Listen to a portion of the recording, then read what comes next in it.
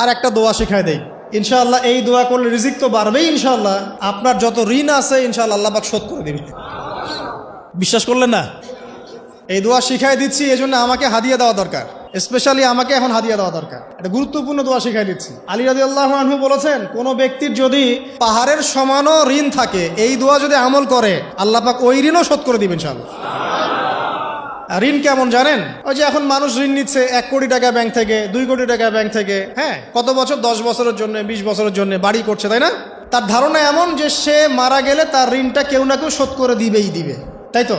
আর আল্লাহর রসুল কি বলছেন দেখেন, একজন মারা গেছেন, নবী সাল্লাল্লাহু আলাইহি ওয়াসাল্লামের সময় একজন মারা গেছেন। তো নবী করিম সাল্লাল্লাহু আলাইহি ওয়াসাল্লাম বলছেন, এই ব্যক্তির কি কোনো ঋণ আছে? একজন সাহাবী বলেন, হ্যাঁ ইয়া রাসূলুল্লাহ, তো ঋণ আছে। নবীজি বললেন, তোমরা ওর জানাজা পড়ো, আমাকে ডেকো না, তোমরা ওর জানাজা পড়ে নাও, আমি জানাজা পড়তে চাচ্ছি না। আমি এখন কেমন করে আপনাকে বুঝাবো ঋণ কত ভয়ঙ্কর জিনিস? আপনি যে ব্যাংক থেকে 3-4 কোটি টাকার লোন নিয়ে রাখছেন, লাখ লাখ টাকা লোন নিয়ে বসে আছেন, দিব্যি সুখে বসে আছেন, এমন চিন্তায় যে আপনার মৌত হবে না। আর নবী সাল্লাল্লাহু আলাইহি ওয়াসাল্লাম সময়ে একজন মারা যাচ্ছেন, তিনি বলছেন তোমরা জানাজা পড়ে নাও, আমি জানাজা পড়তে চাচ্ছি না। মানে ঋণগ্রস্ত ব্যক্তির জানাজাও তিনি পড়তেন না। তারপরে একজন এসে বললেন, ইয়া রাসূলুল্লাহ, আমি তার ঋণ শোধ করে দিব, তার যা ঋণ আছে আমি শোধ করে দিব। তখন নবী এসে জানাজা পড়লেন সাল্লাল্লাহু আলাইহি ওয়াসাল্লাম। তা আপনার এই কোটি কোটি টাকা ঋণ শোধ করার লোক তো রেডি আছে নাকি? আছে না? সমস্যা নেই, আপনার জানাজা পড়া হবে, আপনার মিলাদও হবে, আপনার একটা বড়সড় দোয়াও হবে ইনশাআল্লাহ। কিন্তু আল্লাহ পাক বলেছেন যে শহীদ, আল্লাহর পথে যুদ্ধ করে শহীদ হয়েছে, এই ব্যক্তির আত্মাও ঝুলে থাকে যতক্ষণ পর্যন্ত না তার ঋণটা শোধ করা হয়। এবার বলেন আমি কি বুঝাবো আপনাকে? আর কিছু বলতে হবে? তো এখন সেই দোয়া শিখাচ্ছি আপনাদেরকে, যেই দোয়া শিখলে আপনারা ঋণ থেকে বাঁচবেন ইনশাআল্লাহ। কত দিবেন বলেন? আচ্ছা, হ্যাঁ, এই তো, শুকরিয়া। দোয়া করবেন যেন আল্লাহ পাকের দিনটাকে আল্লাহর জমিনে প্রতিষ্ঠা করতে পারি। আমার সাথে বলেন, দোয়াটা হচ্ছে আল্লাহুম্মা ইকফিনি বিহালালিকা আন হারামিকা ওয়া আগনিনি বিফদলিকা আম্মান সিওয়াকা।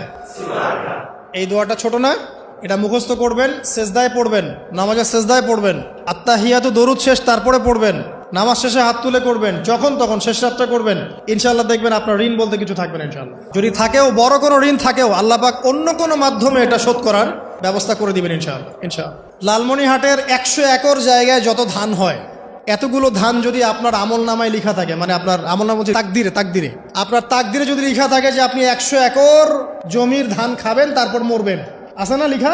একটা দানা কম বেশি হবে? আপনি যদি আল্লাহর প্রতি তাওয়াক্কুলি করেন তাহলে আপনি হালাল পথে থাকবেন, বিশ্বাস করবেন যে আল্লাহ পাক যেটা লিখে রাখছে আমার তাকদিরে রিজিক, এর একটা দানা রেখেও আমি পৃথিবী থেকে যাব না, সিম্পল। তখন আপনার অন্য পথে যাওয়ার কোনো কারণ নাই। আর যখন আপনি বিশ্বাস করবেন না, না এটা আমার হাতে, আমি যত পরিশ্রম করব তত রিজিক বাড়বে, আমি যত ঘুষ নিব তত বাড়বে, যত সুদ খাবো তত বাড়বে, যত দুর্নীতি করবো তত বাড়বে, তখন তো রিজিকের এই পুরো দায়িত্বটা আল্লাহ পাক আপনার হাতে ছেড়ে দিবেন। আল্লাহ পাক আপনাকে কোনো বারাকা দিবেন না। ইয়ামহাকুল্লাহু রিবা ওয়া ইউরবিস সাদাকা। সদকা করলে সম্পদ বৃদ্ধি পায়, আর রিবার মধ্য দিয়ে সম্পদ ধ্বংস হয়ে যায়, একদম মাটিতে মিশে যাবে। কিভাবে ধ্বংস হয় সেটা এখন আলোচনা করার সুযোগ নাই, সময় নাই। আমি ইনশাআল্লাহ আরেকদিন শুধু রিবা নিয়ে আলাদা আলোচনা করবো ইনশাআল্লাহ। এটা সমাজের নিচু লেভেল থেকে উঁচু পর্যন্ত দরিদ্র মানুষদেরকে আরো দরিদ্র করবে আর ধনীদেরকে আরো ধনী করবে।